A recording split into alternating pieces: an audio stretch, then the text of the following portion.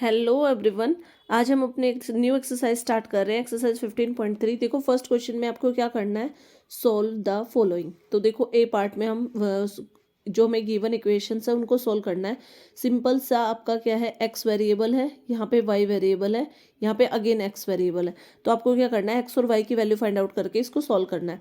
तो देखो यहाँ पे अगर हम फर्स्ट इस पार्ट को देखें तो यहाँ पे क्या आ रहा है, x+3 is equal to 9। X कोई नंबर है, एक्स में हम क्या ऐड करें, एक्स में अगर हम 3 ऐड करते हैं तो हमारा आंसर क्या आना चाहिए, 9।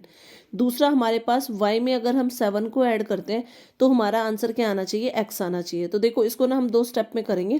पहले मैं स्टेप 1 में करके देख रही हूँ क्वेश्चन को। स्टेप 1 में आप कैसे करोगे, देखो सबसे पहले ना हम इसको लेते हैं वर्टिकली।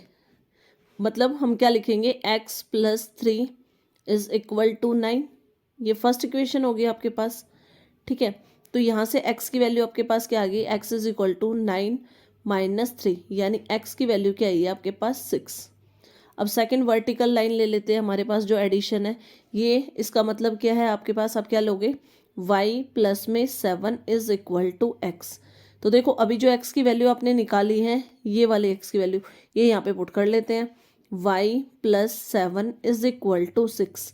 तो यहाँ से अगर हम y की वैल्यू निकालते हैं तो y इज इक्वल टू क्या हो गया, 6 - 7, यानी y की वैल्यू क्या आई है, -1।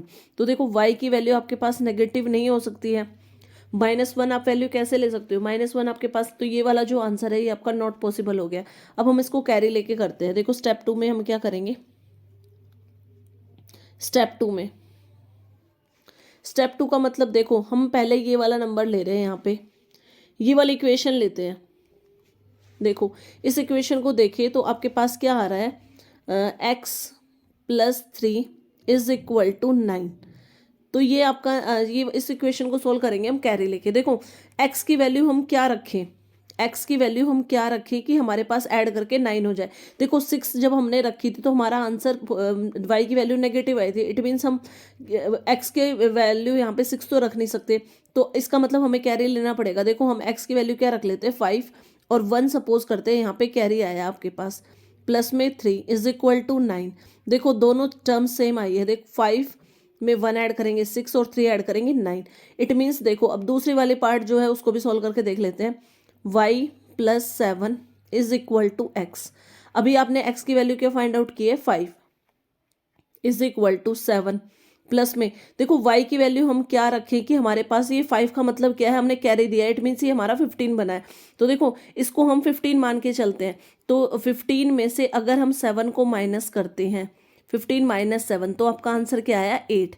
इट मीन्स आप यहाँ पे y की वैल्यू क्या रखोगे, 8 रखेंगे, 8 में 7 ऐड करेंगे 15 आएगा। अब इसको प्रॉपरली करती हूँ मैं, x y प्लस 3 7 और यहाँ पे 9 और x था। तो देखो मैंने क्या किया है, x की वैल्यू को देखो, आपने x जो y की वैल्यू वो 8 ली है, यहाँ पे 8 निकाली तो 8 रखा है हमने। तो यहाँ पे क्या आया, देखो 8 और 7 को ऐड करेंगे तो x की जगह पे आपके पास क्या आ गया है, 5। तो इस यहाँ पे आप क्या लिख दोगे, 5। अब देखो यहाँ पे 5 आया, मतलब 8 और 7 को ऐड करेंगे तो 15 आएगा, मीन्स 1 आपका कैरी है। देखो अब यहाँ से अगर आप x की वैल्यू को इरेज करते हो तो यहाँ पे अगेन आपके पास वैल्यू क्या आएगी, 5। देखो प्लस करते हैं, 5 में 1 ऐड करेंगे 6 और 3 ऐड करेंगे 9। तो ये हमारा बिल्कुल एक्यूरेट आंसर आ गया। तो यानी आप x की वैल्यू क्या लोगे, 5, और y की वैल्यू आपकी क्या आएगी, 8। ये आ गया आपका फाइनल आंसर। अब हम इसका ना बी पार्ट करते हैं। देखो बी पार्ट में क्या करना है हमें, 1b × b is equal to आपके पास क्या आ रहा है यहाँ पे, 9b। तो देखो आपको ना b की वैल्यू फाइंड आउट करनी है, तो मैं इसको ऐसे लिख लेती हूँ, 1b मल्टीप्लाई करेंगे b को तो आपके पास आंसर क्या आना चाहिए, 9b। देखो यहाँ पे b मतलब क्या है, आपके पास ये वंस प्लेस है, वंस प्लेस पे b है और टेंस प्लेस पे 1 है, ठीक है। तो आप इसको कैसे लिख सकते हो, 10b। देखो इसको ये लिख सकते हैं ना, 10 मल्टीप्लाई 1 और प्लस में b multiply b is equal to 9b। तो सबसे पहले हम यहाँ पे लिख रहे हैं, let b is equal to 1। देखो b को 1 लेते हैं तो 11 मल्टीप्लाई 1 इज इक्वल टू, देखो आपके पास क्या आना चाहिए, 9 और 1 आना चाहिए ना, क्योंकि बी की जगह पे भी 1 आना चाहिए, लेकिन हमारा यहाँ पे आंसर क्या आ रहा है, 11 को इससे मल्टीप्लाई करेंगे 1 से तो आपके पास 1 ही आंसर आएगा। इट मीन्स ये आंसर आपका इनकरेक्ट है। तो अब हम दूसरा ऑप्शन हमारे पास क्या बचता है कि हम बी की वैल्यू को 2 ले लेते हैं। ठीक है, तो 1 बी की मतलब बी की जगह पे 2 रखेंगे, मल्टीप्लाई करेंगे 2 से। अब देखो 12 को 2 से मल्टीप्लाई करें तो हमारे पास क्या आ रहा है 24। यानी देखो यहाँ पे आपके पास 9 आना ज़रूरी है। ये ऑप्शन भी आपका क्या हो गया, गलत हो गया, रॉन्ग ऑप्शन है। अब हमारे पास क्या बचा है, अब नेक्स्ट हम नंबर ले लेते हैं, बी की जगह पे हम 3 रख के देखते हैं। तो देखो आपके पास क्या हो जाएगा 13 मल्टीप्लाई 3। 13 को 3 से मल्टीप्लाई करते हैं तो हमारे पास क्या आएगा 39। इट मीन्स यहाँ पे भी अगर आप देखोगे तो देखो ना इस प्लेस पे टेंस प्लेस पे आपके पास 9 आ रहा है और ना ही वंस प्लेस पे आपके पास आपने बी को 3 माना है तो 3 आ रहा है। तो ये ऑप्शन भी आपका इनकरेक्ट हो गया। अब हम क्या करेंगे, बी की वैल्यू को 4 रख के देख लेते हैं। क्या आएगा 14 मल्टीप्लाई 4। 14 को हम 4 से मल्टीप्लाई करते हैं तो हमारे पास क्या आएगा 56। देखो ये ऑप्शन भी आपका इनकरेक्ट हो गया है, क्योंकि ना तो यहाँ टेंस प्लेस पे आपके पास 9 आ रहा है और ना ही यहाँ पे बी की वैल्यू आपकी 4 आ रही है। अब नेक्स्ट ऑप्शन हमारे पास क्या बचता है, हम बी की वैल्यू क्या ले लेते हैं 5।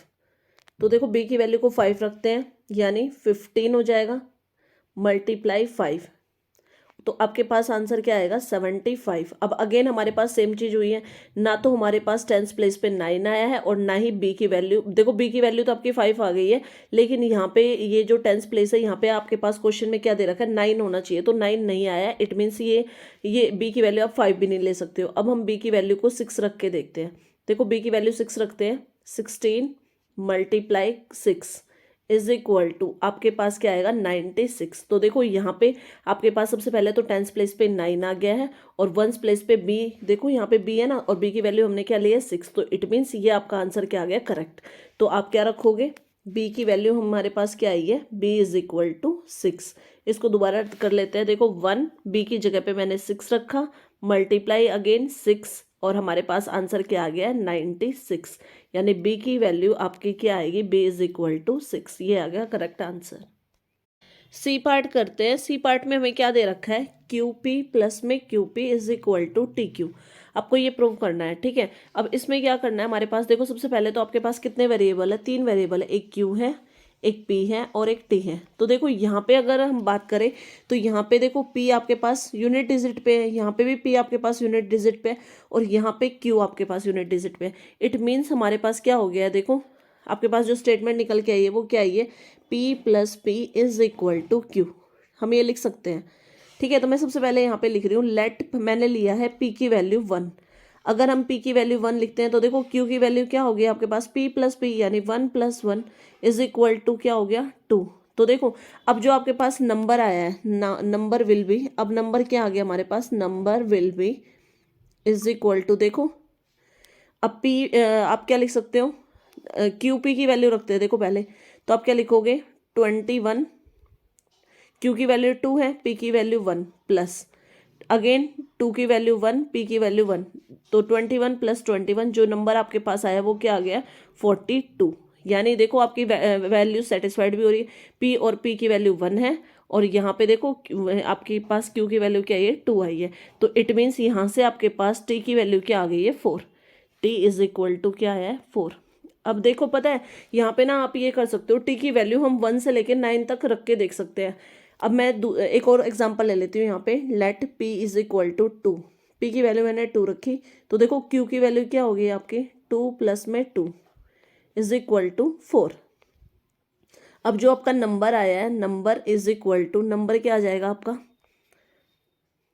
42 प्लस में 42 इज इक्वल टू आपका नंबर आ गया 84। अब देखो वैल्यूज को मैच कर लेते हैं। पी क्यू की वैल्यू क्या है 4, यहाँ पे भी क्यू की वैल्यू 4 है और यहाँ पे भी क्यू की वैल्यू आपकी क्या आई है 4 आई है, और ऐसे ही पी की वैल्यू 2 है 2 है। ठीक है, तो मतलब आपके पास जो टी की वैल्यू है वो क्या आ गई है 8। T is equal to 8। अब एक और एग्जाम्पल ले लेते हैं। मैं यहाँ पे ले रही हूँ लेट पी की वैल्यू हम 3 रख के चलते हैं। पी की वैल्यू 3 है तो आपके पास क्यू की वैल्यू क्या हो गई है 3 प्लस 3 इज इक्वल टू 6। ठीक है, तो अब जो आपके पास नंबर आया है नंबर इज इक्वल टू क्या है 63 प्लस में 63। तो इज इक्वल टू क्या आ गया आपके पास, 63 में 63 को ऐड करेंगे 126। तो देखो यहाँ पे आपके पास ये 3 डिजिट का नंबर आ गया है। कैसा नंबर आया है यहाँ पे, 3 डिजिट का। तो ये आपके पास क्या आ गया, नॉट सेटिस्फाइड। तो देखो इसमें ना आपके आंसर डिफरेंट डिफरेंट आएंगे। आपको क्या करना है, जैसे पी की वैल्यू 1 रखिए, 2 रखिए, 3 रखिए, ऐसे हम 9 तक वैल्यूज रखेंगे। और जो हमारे पास वैल्यूज आएंगी, कुछ एक दो वैल्यूज आपके पास नॉट सेटिस्फाइड भी आएंगी, कुछ वैल्यू जो आपके पास एक्यूरेट वैल्यू आएंगी वो सारी वैल्यूज हो जाएंगी टी की। तो मैंने यहाँ पे जो जो वैल्यू निकाली है टी की वो मैं लिख देती हूँ। फर्स्टली हमारे पास टी की वैल्यू 4 आई थी, सेकेंड हमारे पास टी की वैल्यू 8 आई थी। तो आप और भी रख सकते हो, पी की जगह पे 4 रख के देख सकते हो। 9 तक आपको ये करना है, इस प्रोसेस को आप रिपीट कर लेना, तो आपकी डिफरेंट डिफरेंट वैल्यूज आएंगी टी की।